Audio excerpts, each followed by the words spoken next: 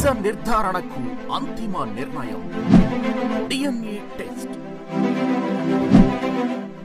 ఉన్నది ఉన్నట్లుగా వాస్తవాలను శోధించి వివరించే మన డిఎన్ఏ టీవీ, మన రాష్ట్రం, మన ఛానల్. అందరికీ నమస్కారం. ఉమ్మడి కృష్ణా జిల్లాలో లేదా ఇప్పుడున్న ఎన్టీఆర్ జిల్లా మరియు కృష్ణా జిల్లాలో రైతులు, సాధారణ ప్రజలు, నిరుద్యోగులు, మహిళలు, వ్యాపారస్తులు, ఉద్యోగులు, ఇలా దాదాపు అన్ని వర్గాల ప్రజలు వివిధ రకాల సమస్యల్ని ఎదుర్కొంటున్నారు. వాటిని పరిష్కరించడంలో మరి ఉమ్మడి జిల్లాలో మంత్రి పదవి అనుభవించిన కొడాలి నాని గుడివాడ నియోజకవర్గంలో 4 సార్లు ప్రజలు నమ్మి ఓట్లేసిన కొడాలి నాని ఎప్పుడూ స్పందించలేదు.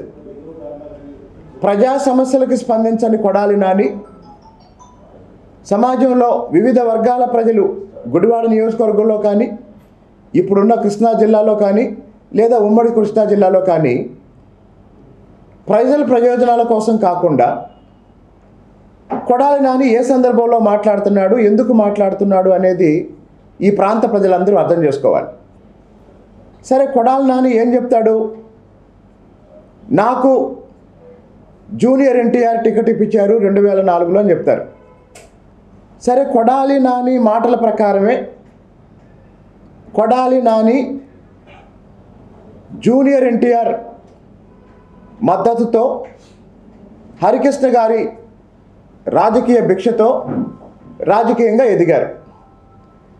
అయితే ఈరోజు కొడాలి నాని బూతుల గురించి కాకుండా, కొడాలి నాని రోజు మాట్లాడే వల్గర్ భాష గురించి కాకుండా, అసలు కొడాలి నాని ఒరిజినల్గా ఏంటి అనే విషయం చెప్పడానికి మేము ముందుకు వచ్చాను. కొడాలి నాని అంటే మోసం, నాని అంటే నమ్మించి నిండా ముంచటం. దానికి సాక్ష్యం ఏంటి? పోనీ నాని ఎవరిని మోసం చేశాడు, ఎవరిని ముంచాడో చెప్తాను. 2004లో జూనియర్ ఎన్టీఆర్ రికమెండేషన్తో మొదటిసారి తెలుగుదేశం పార్టీ టికెట్ తెచ్చుకున్న కొడాలి నానికి జూనియర్ ఎన్టీఆర్ అభిమాని, ఒక అభిమాని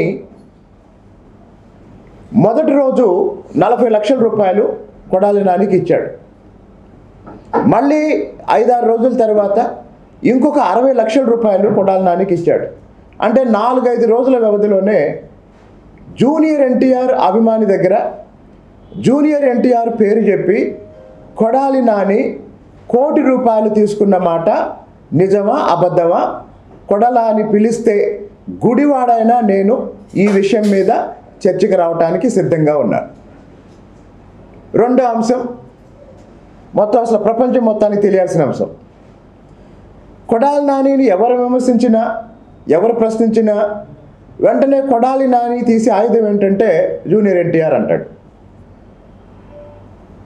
హైదరాబాద్ శివారులో ఒక 12 ఎకరాల ప్రభుత్వ భూమికి దొంగ పత్రాలు సృష్టించి ఆ 12 ఎకరాల ప్రభుత్వ భూమిని తప్పుడు పత్రాలతో వేరే వ్యక్తుల ద్వారా సాక్షాత్తు జూనియర్ ఎన్టీఆర్కే ఎకరం 85 లక్షల రూపాయలకి కొడాలి నాని అమ్మించిన మాట నిజమా కాదా? జూనియర్ ఎన్టీఆర్నే మోసం చేసిన కొడాలి నాని హైదరాబాద్ శివారులో మోకిలా సమీపంలో 12 ఎకరాల ప్రభుత్వ భూమికి తప్పుడు పత్రాలు సృష్టించి, నాని కొంతమంది తన మనుషుల్ని యజమానులుగా సృష్టించి వాళ్ళ చేత ఆ భూమిని జూనియర్ ఎన్టీఆర్కి ఎకరం 85 లక్షలకి అమ్మించాడు. ఆ తర్వాత వచ్చిన తెలంగాణ ప్రభుత్వం జరిగిన మోసాన్ని గ్రహించి ఆ భూమిని ప్రభుత్వం స్వాధీనం చేసుకుంది. అంటే కొడాలి నాని డబ్బుల కోసం జూనియర్ ఎన్టీఆర్నైనా మోసం చేస్తాడు.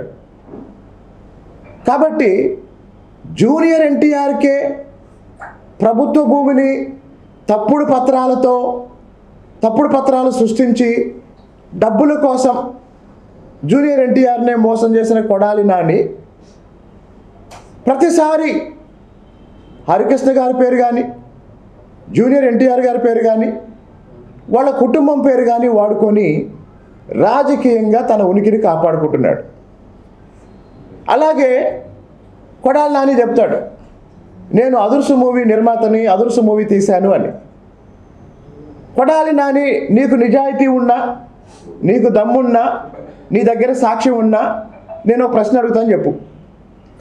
అసలు అదుర్సు మూవీకి 50 లక్షలు అడ్వాన్స్ ఇచ్చి జూనియర్ ఎన్టీఆర్ దగ్గర కాల్ షీట్లు తీసుకుంది ఎవరు? అదుర్సు సినిమాకి జూనియర్ ఎన్టీఆర్కి 50 లక్షల రూపాయలు అడ్వాన్స్ ఇచ్చి కాల్ షీట్లు తీసుకున్న వ్యక్తి కాజా రాజకుమార్ కాదా? అతన్ని నువ్వు మోసం చేసి అదుర్సు సినిమా తీయలేదా? అంటే నువ్వు ఏ హీరోనైతే అభిమానిస్తానని చెప్తున్నావో, ఏ కుటుంబాన్ని అయితే అభిమానిస్తానని చెప్తున్నావో, హరికృష్ణ గారి కుటుంబాన్ని, జూనియర్ ఎన్టీఆర్ని, వాళ్ళని మోసం చేశావు.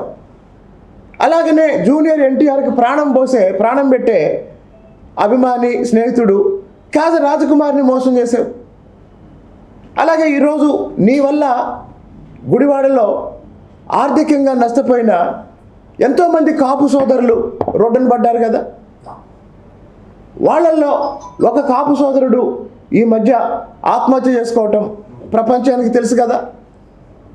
అంటే నమ్మించటం, నిండా ముంచటం. నాని అంటే నమ్మించి నిండా ముంచటం. కాబట్టి జగన్మోహన్ రెడ్డి కళ్ళల్లో ఆనందం కోసం ఇప్పుడు వైఎస్ఆర్సీపీలో ముఖ్యంగా జగన్మోహన్ రెడ్డి దృష్టిలో కొడాలి నాని కనుమరుగవుతున్నాడు, లేదా కొడాలి నాని ప్రాధాన్యత తగ్గిపోతుంది అని నీ ఉనికికి ప్రమాదం ఏర్పడినప్పుడు లోకేష్ గారి పేరు తీస్తావు. నీ ఉనికికి ప్రమాదం ఏర్పడినప్పుడు చంద్రబాబు నాయుడు గారి పేరు తీస్తావు. కాబట్టి ఈరోజు కృష్ణా జిల్లా ప్రజలు కానీ, లేదా ఉమ్మడి కృష్ణా జిల్లా ప్రజలు కానీ, అలాగనే రాష్ట్ర వ్యాప్తంగా అందరూ అర్థం చేసుకోవాల్సింది ఏంటంటే, కొడాలి నాని ఎప్పుడు ప్రజా సమస్యల గురించి మాట్లాడలేదు. కొడాలి నాని ఎప్పుడు తను మంత్రిగా పనిచేసినప్పుడు తన శాఖ గురించి సమీక్ష చేయలేదు. తన శాఖకు సంబంధించి జరిగిన కార్యక్రమాల గురించి కూడా ఎప్పుడు ప్రెస్ మీట్ పెట్టలేదు. మీడియాతో మాట్లాడేది ఎందుకు? రామోజీరావు గారిని తిట్టడానికి, రాధాకృష్ణ గారిని తిట్టడానికి, బిఆర్ నాయుడు గారిని తిట్టడానికి, పవన్ కళ్యాణ్ గారిని తిట్టడానికి, చంద్రబాబు నాయుడు గారిని తిట్టడానికి, లోకేష్ గారిని తిట్టడానికి. అంటే ఒక రకంగా వీళ్ళ పేర్లు చెప్పుకొని ఈరోజు కొడాలి నాని రాజకీయంగా ఉనికిని కాపాడుకుంటున్నాడు. కాబట్టి కొడాలి నానికి తెలుగుదేశంలో ఉన్నప్పుడు రాజకీయ భిక్ష పెట్టింది చంద్రబాబు నాయుడు గారు. తెలుగుదేశం నుండి బయటికి వెళ్ళిపోయిన తర్వాత జగన్మోహన్ రెడ్డి దగ్గర మార్కుల కోసం కొడాలి నాని ఆధారపడుతుంది కూడా చంద్రబాబు నాయుడు గారి మీద, చంద్రబాబు నాయుడు గారి కొడుకు లోకేష్ గారి మీద. కాబట్టి అందరూ అర్థం చేసుకోవాల్సింది ఏంటంటే, కొడాలి నాని చేసే వ్యక్తిగత విమర్శలు, కొడాలి నాని చేసే రాజకీయ విమర్శలు కేవలం జగన్మోహన్ రెడ్డిని తృప్తిపరచడం కోసమే చేస్తున్నాడు. మరి కొడాలి నాని నిజంగా అసలు ఏం చేస్తున్నాడయ్యా అంటే, నమ్మిస్తున్నాడు, మోసం చేస్తున్నాడు. అలా నమ్మించి మోసం చేసే వాళ్ళల్లో జూనియర్ ఎన్టీఆర్ కూడా కొడాలి నాని బాధితుడే. జూనియర్ ఎన్టీఆర్ కూడా కొడాలి నాని బాధితుడే. అలాగనే ఉమ్మడి కృష్ణా జిల్లాలో ఎంతోమంది కమ్మ సామాజిక వర్గం నాయకులు కూడా, వ్యాపారస్తులు కూడా కొడాలి నాని బాధితులే. గుడివాడలో ఎంతోమంది కాపులు ఈరోజు కొడాలి నాని వల్ల ఆర్థికంగా నష్టపోయి రోడ్డున పడి ఆత్మహత్య చేసుకునే పరిస్థితి ఉంది. కాబట్టి కొడాలి నానికి నా హెచ్చరిక ఏంటంటే, అభివృద్ధి గురించి మాట్లాడు, దానికి మేము సమాధానం చెప్తాం. లేదు వచ్చే ఎన్నికలకు సంబంధించి మీ పార్టీ విధానం ఏంటి చెప్పు, దానికి ఆ విషయం మీద మేము చర్చకు వస్తాం. లేదు మీ గుడివాడలో కానీ, విజయవాడలో కానీ, మచిలీపట్నంలో కానీ చంద్రబాబు నాయుడు గారి 5 సంవత్సరాల పరిపాలన మీద ఈ రాష్ట్రం వచ్చిన తర్వాత 2014 నుంచి 19 వరకు చంద్రబాబు గారి 5 సంవత్సరాల పరిపాలన మీద, 5 ఏళ్లలో జరిగిన అభివృద్ధి మీద, జగన్మోహన్ రెడ్డి గారి 5 సంవత్సరాల పరిపాలన మీద, ఈ 5 సంవత్సరాల్లో జరిగిన అభివృద్ధి మీద దమ్ముంటే గుడివాడలో నువ్వు అట్టహాసంగా చెప్పుకుంటున్న టిట్కో గృహాల దగ్గర చర్చ పెట్టు, మేము వస్తాం. కాబట్టి నీ ఉనికి కోసం చంద్రబాబు నాయుడు గారిని, లోకేష్ గారిని విమర్శిస్తే మాత్రం సహించేది లేదు. కేవలం రాజకీయంగా జగన్మోహన్ రెడ్డి గారి దృష్టిలో పట్టడం కోసమే ఇవన్నీ చేస్తున్నావని అందరికీ అర్థమైంది. కాబట్టి ఈ కుక్కతో మనకెందుకని జనం వదిలేస్తున్నారు తప్ప నీ మాటలకి ప్రాధాన్యత ఇచ్చి ఈ జిల్లాల్లో ఎవరు కూడా నిన్ను చూడటం లేదు. ఒక రకంగా చెప్పాలంటే మరో 2 నెలల తర్వాత గత 5 సంవత్సరాలుగా రాజకీయంగాను వ్యక్తిగతంగాను నీ బతుకు చూసిన వాళ్ళందరూ సొంత సామాజిక వర్గం కూడా నీ కుటుంబాన్ని సామాజికంగా బహిష్కరించే పరిస్థితి ఈరోజు నువ్వు తెచ్చుకున్నావు.